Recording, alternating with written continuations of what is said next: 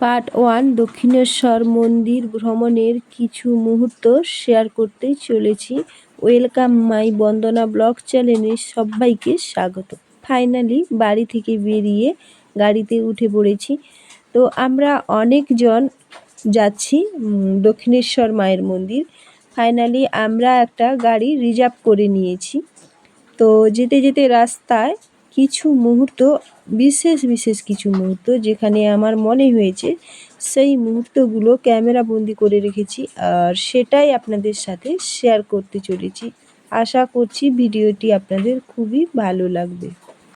গাড়ির মধ্যে যেতে যেতে যে অরিজিনাল যে আওয়াজ সেটা নিতে পারলাম না, কারণ এই যে বললাম আমরা অনেকেই সাথে আছি, তো অনেক হই হট্টগোল আনন্দ সব কিছু মিলিয়ে। আর রাস্তায় যেতে যেতে গাড়ির ভীষণ আওয়াজ, আর যেতে যেতে সবথেকে বড় কথা যেটা হলো কোথাও না কোথাও গানের আওয়াজ থেকেছে। তো সেই অরিজিনাল আওয়াজটা নিতে গেলে পরে ভয় আছে ওই যে কপিরাইট এসে যাবে। তো আমাদের তো অনেক কিছু রুলস মানে মেনে চলতে হয়, তার জন্য অরিজিনাল যে সাউন্ডটা সেটা নিতে পারিনি। তো আমি এখন যে সাউন্ডটা দিচ্ছি ওই অরিজিনাল সাউন্ডটা মিউট করে। এখন কিন্তু বাইরে বৃষ্টি হচ্ছে, ঝমঝম ঝমঝম আওয়াজ পাবেন। তো এটা কোনো ব্যাপার না, যাই হোক মোটামুটি আওয়াজ হোক যাই হোক, তাও আমি ওই আওয়াজের মধ্যে এই ভয়েসটা দিয়ে দিচ্ছি। তো দেখুন এই যে যেতে যেতে একটা সুন্দর মুহূর্ত যেটা আমার খুবই ভালো লেগেছে, আশা করছি আপনাদেরও খুব ভালো লাগবে। কারণ এখন বর্ষার ওয়েদার একেবারে ভালো না। তো বর্ষার ওয়েদার একটা কেমন বলুন তো, আমার তো ভীষণ মজা লাগে। মেঘগুলো ছোটাছুটি করে, এই যে একটা প্রাকৃতিক একটা যে সৌন্দর্য, যেটা আমার মানে ভীষণ ভালো লাগে। তো আপনাদের কেমন লাগে সেটা অবশ্যই জানাবেন।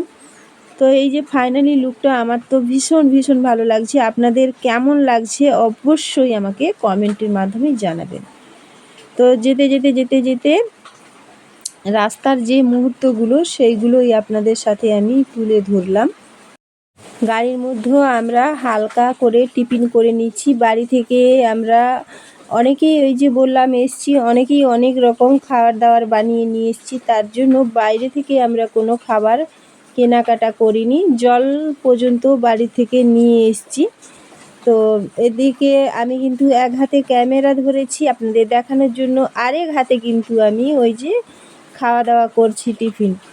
তো এই যে একসাথে খাওয়া দাওয়া যেটা আপনাদের সাথে শেয়ার করতে পারলাম না, আমার কিন্তু ভীষণ একটা মনের মধ্যে কষ্ট থেকে গেল, কারণ কেউই চাইছে না ক্যামেরার সামনে আসতে বা ওইগুলো শেয়ার করি, এটা কেউ চাইছে না।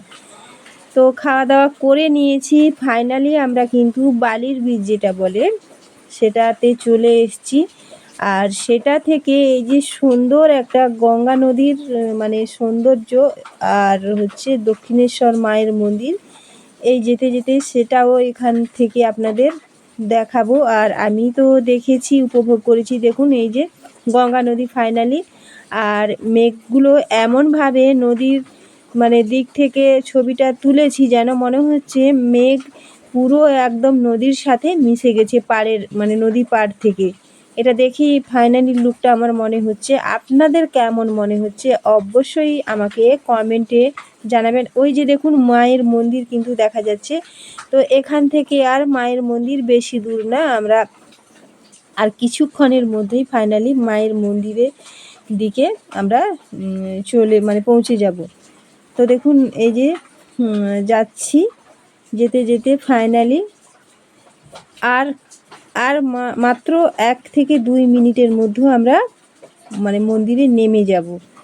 তো যদি ভিড় না থাকে, জ্যামে যদি গাড়ি পড়ে যায়, তাহলে কিন্তু আমাদের পৌঁছাতে এখানে 2 মিনিটের জায়গায় 2 ঘন্টাও লেগে যেতে পারে। তো জ্যাম সেভাবে নেই। তো আমরা ফাইনালি কিন্তু চলে এসেছি। এবার এই পর্যন্ত গাড়ি যেখানে পার্কিং হয় সেই জায়গাতে গাড়ি পার্কিং রেখে, তো আমরা এখন মন্দিরের চারপাশটা একটুখানি ঘোরাঘুরি করে নিচ্ছি, একটু দেখে নিচ্ছি ফাইনালি। তো এরপর আমরা যেটা করব সেটা হলো গঙ্গার ঘাটে পাড়ে গিয়ে মানে হাত মুখ ধুয়ে আবার কেউ হয়তো স্নান করবে, স্নান সেরে তারপর মন্দিরের ভেতর ঢুকবো, মায়ের দর্শন এবং পুজো দেওয়া। কিন্তু আমাদের কপালটা এতটাই খারাপ যে এত পরিমাণে ভিড় হয়েছে, তার জন্য আমরা ফাইনালি কিন্তু মায়ের দর্শনও পেলাম না আর পুজোও দিতে পারলাম না। এতটা ভিড়, তার জন্য আমরা মন্দিরের চারপাশ ঘোরাঘুরি করে ফাইনালি আমাদের গাড়িতে উঠে আমরা তো যাব শেওড়াফুলি। তো শেওড়াফুলি থেকে আমরা ওখানে জল তুলে তারকেশ্বর মানে বাবা তারকনাথ মন্দিরে গিয়ে জল ঢালবো। তো তার মাঝে আরও অনেকগুলো মন্দিরে জল ঢালবো, সেগুলো আপনাদের সাথে পরপর শেয়ার করব। আপনারা দেখতে থাকুন, তাহলেই বুঝতে পারবেন। তো কোন কোন মন্দিরে গেলাম, কোন কোন মন্দিরে জল ঢাললাম, কোথায় কোথায় বিশ্রাম করলাম, তো কিভাবে আমরা পৌঁছলাম, সমস্ত কিছু কিন্তু শেয়ার করব। কী করব, আমরা বাড়ি থেকে দেরি করে বেরিয়েছি, তার জন্য আমাদের মায়ের দর্শন করতে পারলাম না আমরা সবাই, আর পুজো দিতেও পারলাম না। ওই যে দুধের স্বাদ ঘোলে মেটাতে হয়, তো তার জন্য আমরা বাইরে একটু ঘোরাঘুরি করে নিচ্ছি, সাথে আপনাদেরও। তো আপনারা দেখতে থাকুন, অবশ্যই আমাকে কমেন্ট করে জানাবেন কেমন লাগলো। ফাইনালি কমেন্ট দিয়ে জানাতে ভুলবেন না। তো বাইরের লুকটা ফাইনালি দেখতে থাকুন মন্দিরের চারপাশের।